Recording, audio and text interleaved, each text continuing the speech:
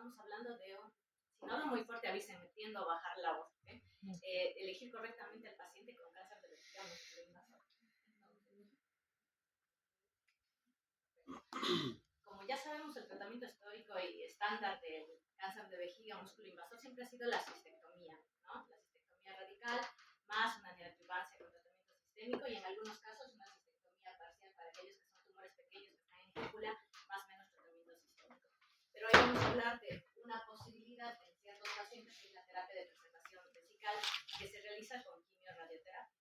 Vamos a ser sinceros, no existe un trabajo randomizado fase 3 que compare realmente lo que es cistectomía versus la terapia trimodal, pero vamos a ir viendo unos trabajos que ya nos dan la categoría 1 como una posible elección de tratamiento conservador. Entonces, hoy en día en el mundo, en Estados Unidos, por ejemplo, el tratamiento, la cirugía, la cistectomía radical sigue siendo el tratamiento estándar y lo que nosotros estamos tratando de hacer, porque por ejemplo en el Instituto Fleming y también en CEMIC, solemos intentar preservar el órgano para mejorar la calidad de vida del paciente.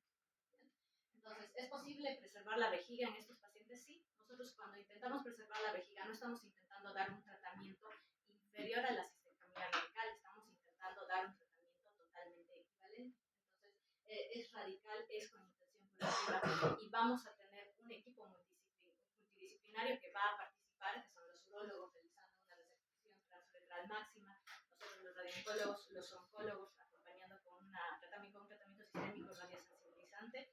Y obviamente más adelante debe existir una vigilancia estricta posterior al tratamiento para que en el caso de que hubiese persistencia o recaída se pueda hacer un rescate temprano. La cistectomía también va a ser el tratamiento en el caso de una recaída o rescate. Entonces, voy a ampliar un poco más sobre lo que es la radioterapia, porque a veces pasa que durante la carrera te mencionan oncología y a lo mucho mencionan que es radioterapia, pero no te dicen para nada qué es. Entonces, la radioterapia es el uso de radiación ionizante. Bien, esta radiación ionizante va a tener una interacción con las células. Bien, y al tener interacción con las células va a producir un daño letal, subletal, que va a producir muerte tumoral. Es de esa manera como vamos a lograr la reducción del tumor o desaparición del mismo. Utilizamos aceleradores lineales, ¿no? Que lo que producen son de manera artificial esta radiación ionizante que nosotros la conocemos como fotones o electrones, que es lo que se usa en general, y un término que quizás en un futuro pueda llegar a la parte de Argentina, que son los protones, pero que todavía está por ahí.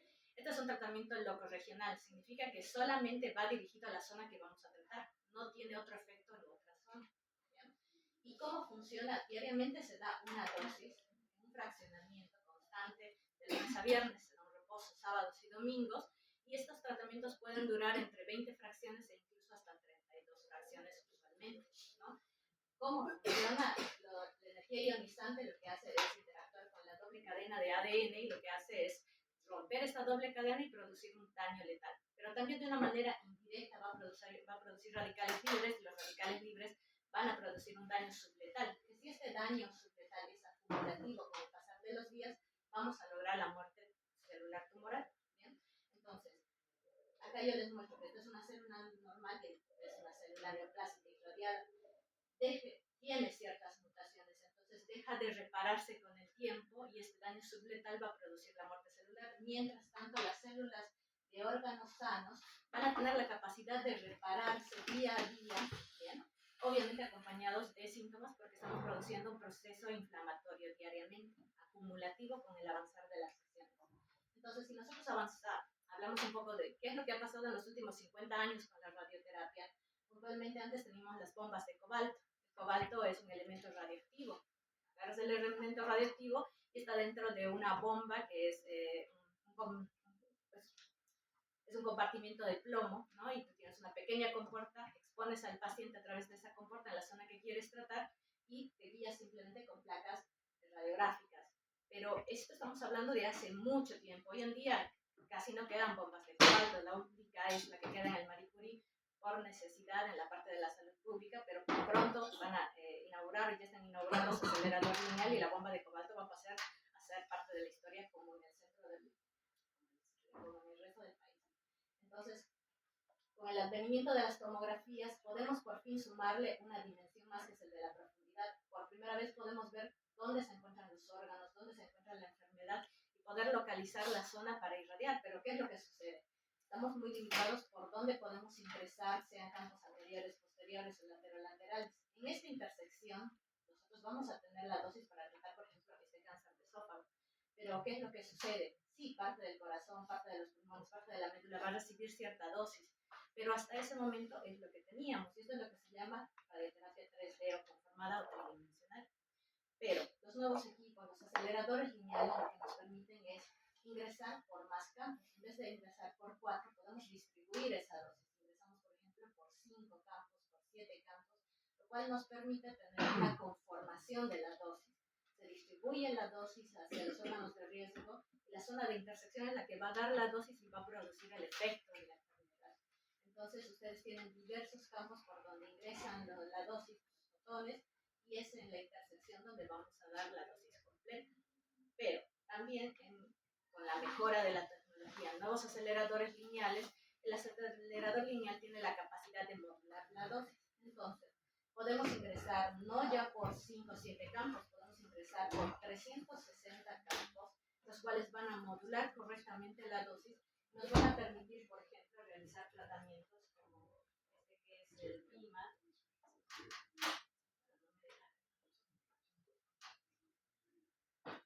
Quiero que vean la conformación, por ejemplo, de este axilo supraclavicular, donde ustedes están evitando el pulmón y le están dando una forma a esa dosis, que es muy diferente a lo que ustedes hacían y tenían una cajita en la cual entraba corazón, pulmón, esófago y todos los órganos de riesgo sin poder diferenciar dosis, pero ahora sí la tenemos. A esto podemos sumar imágenes dentro del equipo, podemos hacer fluoroscopías para hacer seguimiento de movimiento tumoral durante el tratamiento. O también al mismo tiempo, que se llama IGRT, que es la radioterapia guiada por imágenes, nosotros, por ejemplo, acá podemos ver el llenado vesical, cómo nosotros lo hemos planificado, pero qué es lo que está sucediendo en realidad en el día a día. Acá quizás no lo ven, pero la línea amarilla es la vejiga que esperábamos tratar. De repente tenemos una vejiga que es más grande de lo que habíamos planificado. Entonces, ¿de qué sirve que yo pueda tratar en la zona si no puedo tampoco velar cuál es el movimiento del órgano durante el tratamiento? Entonces, eso también va a sumar toxicidad. La IGRT nos permite restar toxicidad, dar más dosis al órgano que corresponde y al mismo tiempo proteger los órganos que se encuentran alrededor. Entonces, es con esta evolución de la radioterapia que nosotros podemos dar cada día tratamientos más seguros y técnicas más avanzadas que quizás hoy no las voy a mencionar, donde podemos hacer tratamientos en una sola aplicación de 3 en 5, que son equiparables, por ejemplo, a una neurocirugía, como es la radiocirugía, o a una no sé, metastasectomía en pulmón, que es equivalente a una SBRT de radioterapia. Son técnicas avanzadas que ya son de finalidad ablativa.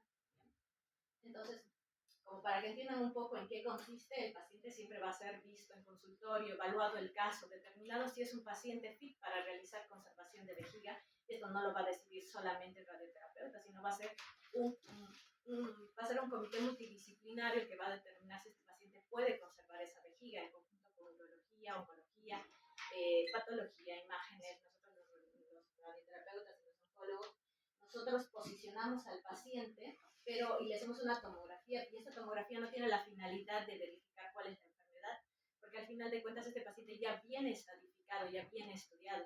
La finalidad es limitar su movimiento y posición, de manera que ese tratamiento se realice en la misma posición todos los días.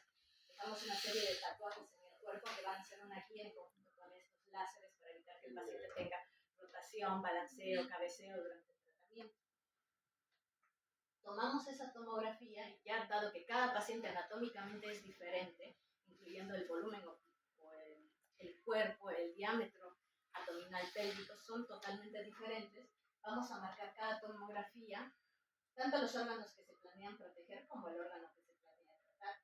Y en conjunto con, por ejemplo, un físico médico, ingenieros, dosimetristas y técnicos, lo que nosotros vamos a hacer es planificar cuál es el mejor tratamiento. Campos fijos, una DIMAR, como les dije hace rato, ¿para qué? Para disminuir la dosis alrededor, pero dar la dosis que corresponde. Es decir, nosotros trabajamos en equipo todo el tiempo. Las sesiones diarias son muy sencillas. El paciente se va a presentar siempre para identificarse, va a pasar a un vestidor para dejar todas sus cosas, lo van a guiar hacia el equipo y lo van a posicionar de la misma manera en la cual fue realizada la tomografía. Y al mismo tiempo nosotros vamos a realizar, acá tenemos un acelerador, girar alrededor del paciente en la posición que corresponde con los inmovilizadores que se dieron. Vamos a tomar imágenes de tomografías de baja tasa, fluoroscopías, para determinar cuál es la posición del tratamiento y cómo están los órganos dentro para realizar el mismo. El paciente no siente nada, no ve nada, no huele nada, no toca nada. El tratamiento en general dura 5 minutos. Y como no tiene ninguna sensación, el paciente se levanta, puede continuar con sus actividades como lo ha hecho todos los días, obviamente con toda la sintomatología relacionada al tratamiento, y posteriormente haremos un seguimiento en conjunto con oncología y radiooncología para ver cuáles son los síntomas que va teniendo el paciente durante el tratamiento. Entonces, con una pequeña introducción a lo que es realmente radioterapia, la idea es plantearte cuáles son los 3 pilares de la conservación de la vejiga. Siempre acaba de estar urología, ¿por qué? Porque vamos a necesitar una resección transuretral máxima, ¿no? ¿Cuál es la finalidad? Retirar de la mayor cantidad de tejido tumoral posible, ¿ya? Estos 6 a 8 semanas antes de empezar la quimioradioterapia, que se va a hacer en simultaneidad. Cuando nosotros realicemos radioterapia, se va a elegir un esquema sistémico, que eso quizás la doctora Cristina nos va a explicar un poco más adelante, pero tenemos nuestros favoritos en realidad, y hay que entender que ninguno de estos tratamientos por sí solo funciona. Es una simultaneidad de 3 cosas.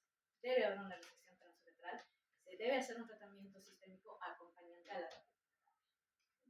Entonces, si nosotros buscamos los trabajos que hoy en día nos dan pie para hacer conservación de vejiga, hay que aclarar que, como lo dije hace un momento, no hay ningún fase 3 randomizado que nos compare cirugía versus tratamiento tumoral. Entonces, ¿qué trabajos nos dan, el ok para realizar tratamiento conservador? Tenemos a ver que 85.2 es un fase 2 muy antiguo de 1993, que lo que hace es toma pacientes con cáncer de vejiga, músculo invasor, son T2, T4, N0, N2, no metastásicos, y lo que hace es realiza primero radioterapia, 40 horas, es decir, 20 sesiones, con cisplatina concurrente 100 miligramos cada 21 días, y posteriormente se hace una cistoscopía para evaluar la respuesta clínica. Los pacientes que hayan tenido una respuesta completa vamos a consolidar, vamos a continuar con 12 sesiones más de radioterapia, más una sesión, un ciclo de cisplatino, es decir, un tercer ciclo. Y en el caso de que no hayamos respuesta o esta respuesta sea parcial, se hacía una cistectomía. Esta era una manera de velar, el intentar conservar el órgano, pero en el caso de que no hubiese respuesta, siempre tener a la mano la cistectomía, saber que después de la radioterapia se puede hacer cistectomía, más o menos las complicaciones que les puedan surgir por los tejidos irradiados. ¿Bien? Entonces, esto es uno de los primeros trabajos que nos dio a entender que sí es posible la conservación en el paciente seleccionado con la respuesta que nos gustaría. Y el BCE 2001 también es un fase 2, que lo que hace es intentaba verificar si la suma de la quimioterapia era un aporte o la radioterapia sola podía realizar un tratamiento conservador completo. Entonces, dividía a los pacientes a solo realizar radioterapia en esquemas de 20 fracciones o de 32 fracciones versus quimio-radioterapia con 5-FU y mitomicina 6. Lo que se vio es que realmente la suma de la quimioterapia ha mejorado el control regional de manera importante. Entonces, es importante entender lo que decimos hace un momento. Si vamos a pensar en un tratamiento curativo, prácticamente la radioterapia sola no es adecuada, sino tiene que ir acompañada de la quimio como un radiosensibilizante. Entonces, entre las opciones de radiosensibilización, siempre nuestro elegido es el cisplatina semanal, pero se puede utilizar 5-FU más mitomicina C o gemcitabina, y siempre entender que a menos que el paciente no pueda operarse, no pueda hacer quimioterapia, la radioterapia solo podría ser una opción, pero sabemos que no va a ser un tratamiento con finalidad curativa, sino quizás sea un tratamiento con una finalidad relativamente paliativa. Entonces, tenemos este metaanálisis del BC 2001 del GCOM, que lo que hicieron fue reunieron cerca de 700 pacientes y compararon esquemas de radioterapia, porque en general no es lo mismo que un paciente se vea obligado a realizar un tratamiento de cerca de 6 semanas frente a uno que puede hacer el tratamiento durante 4 semanas. ¿Qué es lo que pasa con radioterapia? Yo puedo dar una dosis por día y completar una dosis total, o bien día a día puedo sumar la dosis empezar el tratamiento lo antes posible, y eso se llama hipofraccionamiento. El hipofraccionamiento cambia la radiobiología tumoral, entonces lo que nos permite es tener mayor respuesta local. Entonces estamos disminuyendo la cantidad de tiempo de tratamiento del paciente, pero estamos mejorando y estamos mostrando una superioridad en el control local locorregional. Entonces, una toxicidad similar, mejor control locorregional, este se vuelve el nuevo estándar de radioterapia, es decir, hipofraccionamiento en 20 sesiones para el tratamiento conservador. Ustedes ven los forest plot, todos están, digamos, del lado del hipofraccionamiento, tanto como el control locorregional invasivo o sobrevida global, o la toxicidad crónica, sea vesical o rectal. Si bien, repito por tercera vez, porque esto es muy importante, no tenemos un fase 3 randomizado. Nosotros tenemos este análisis retrospectivo que es multiinstitucional. Son 3 centros muy grandes que han reunido cerca de 700 pacientes con T2, T4, M0, M0. Y lo que han hecho es un propensity score matching weighting, que es reúnen todos los pacientes, los dividen por características y los van a ir emparejando de acuerdo a las características más comunes que tengan.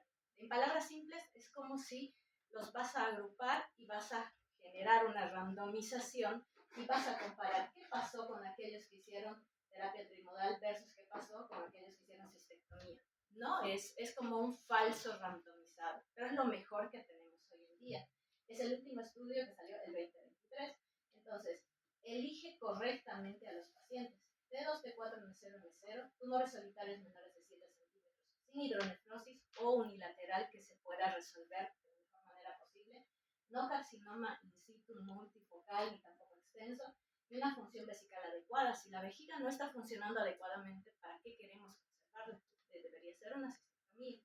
Entonces, vemos que la diferencia dentro de la sobrevida libre de metástasis es similar, la sobrevivencia libre de enfermedad es similar. Y si nosotros vamos a hablar de la supervivencia específica por cáncer, vamos a ver que no hay diferencia entre cirugía y terapia trimodal, como 84% a los 5 años. El 13% de estos pacientes van a requerir una cistectomía de rescate y el 21% va a recurrir como un carcinoma de vejiga no musculoinvasor que se puede tratar de forma conservadora. Entonces, este trabajo puntualmente nos dice que si bien antes uno decía, podemos hacer conservación a este paciente que no se puede operar, no, podemos elegir al paciente que cumpla las características de manera correcta, que quizás podamos mejorar un poco la calidad de vida, evitando o preservando la vejiga, evitando ciertos síntomas, ¿no? Entonces, el EPOG nos demostró que es factible hacer quimioradioterapia. El BC 2001 y el BICOM nos dicen que en realidad debemos sumar sí o sí quimioterapia y al mismo tiempo hacer un hipofraccionamiento para tener un mejor control local. Y Slot en el 2024 hace este propensity score matching para decirnos que sí, es una posibilidad actual y moderna para ofrecer al paciente con las correctas características. Si nosotros miramos las guías de la NCCN en el 2013, los pacientes con estadio T2 o T3, T4, N0, estábamos dentro de la categoría 2B. Pero si nosotros ahora miramos que a partir de las guías del 2025 hemos pasado a estar dentro de la categoría 1.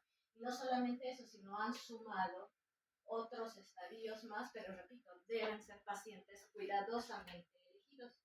Entonces, ¿por qué hemos evolucionado a una categoría 1? En realidad, ¿por qué? Porque la cistectomía radical, ya lo decía el doctor Matías en su anterior charla, es altamente mórbida, hay numerosas complicaciones agudas, la calidad de vida del paciente va a requerir una derivación urinaria permanente, obviamente, y hay una discordancia histórica clínico-patológica. De repente uno ingresa, opera y la estadificación cambió, ¿no? La realidad del paciente es que no van a ninguno, sea un paciente que haga una cistectomía o un paciente que haga tratamiento conservador, no van a evitar la quimioterapia. Si tenemos una población anciana, frágil, que quizás no pueden operarse, así que la preservación podría ser la respuesta. Y sí, hay una supervivencia equivalente frente a la cirugía respaldada por los trabajos, por los últimos trabajos, y ante nada podemos preservar el órgano de manera funcional. Entonces, yo quiero que se queden con que la decisión siempre se va a tomar en un comité multidisciplinario. Y estas son las características adecuadas para que un paciente pueda ser candidato a conservar vejiga. estadio T2, T3, perdón, T2, T3, N0, N0, un tumor unifocal de tamaño bajo moderado, es decir, por debajo de 7 centímetros, que haya hecho una resección transuretral máxima posible, ausencia de hidronefrosis significativa, que no tenga un carcinoma in situ extenso, que tenga buena función vesical basal y una alta capacidad de adherencia al seguimiento. ¿Por qué? Porque si bien los pilares son la RTU, quimio y radioterapia, el cuarto pilar al cual a veces no le prestamos la suficiente atención es el seguimiento adecuado del paciente. Bueno, los factores subóptimos, limitantes. Entonces sí, vamos a ver también de la toxicidad. La toxicidad puede estar presente. Estamos hablando de cistitis radiante o actínica, gastritis actínica. Los pacientes en general sufren de astenia, que es el principal síntoma dentro de la radioterapia por la inflamación producida. Hay disfuria, polangiuria, hay urgencia infeccional, puede haber hematuria leve y demás. Y desde la parte rectal, diarrea, tenesmo o una rectitis actínica o hemorragia. Y de manera crónica también pueden haber estenosis ureterales, formaciones de fístulas. Es infrecuente, pero es crítica cuando se producen y pueden pacientes permanecer con una hematuria crónica, no por enfermedad, sino por una cistitis actínica, fertitis, rectorragia. Entonces necesitamos una vigilancia continua con estos pacientes. Entonces el monitoreo activo es fundamental después de realizar la terapia conservadora. Las cistoscopías regulares, tomografías periódicas, comunicación constante con el equipo, sobre todo con el médico que dirige el equipo, que es el oncólogo, ¿no? Y sobre todo, en los pacientes que tengan una recaída no musculoinvasiva, el tratamiento o el rescate puede ser local, podemos seguir preservando la vejiga. Pero en aquellos pacientes que tengan una recaída musculoinvasiva, la cistectomía también va a ser el rescate, ¿no? Si nosotros miramos futuros ensayos en cuanto a conservación, estos todavía no tenemos los resultados, pero el planteamiento hoy en día es sumar inmunoterapia, ¿no? Entonces, estos 5 pilares creo que es algo que resume muy bien el tema de hoy. Primero es una terapia trimodal, ¿no? Eso lo hemos dicho, no puede faltar ningún pilar si queremos que este tratamiento se realice de manera correcta. Se debe seleccionar correctamente al paciente, ¿ya? Y al mismo tiempo, si bien tenemos evidencia sólida, se debe sumar quimioterapia concurrente en todos los pacientes. El fraccionamiento, cuando manden a hacer radioterapia a sus pacientes, el estándar debería ser 55 Grays en 20 fracciones, 4 semanas de tratamiento, excepto que anatómicamente el paciente no cumpla las métricas para proteger los órganos de riesgo. El esquema de 32 fracciones también es una posibilidad. Y el compromiso a largo plazo, el paciente debe saber que debe realizar un control estricto posterior al tratamiento.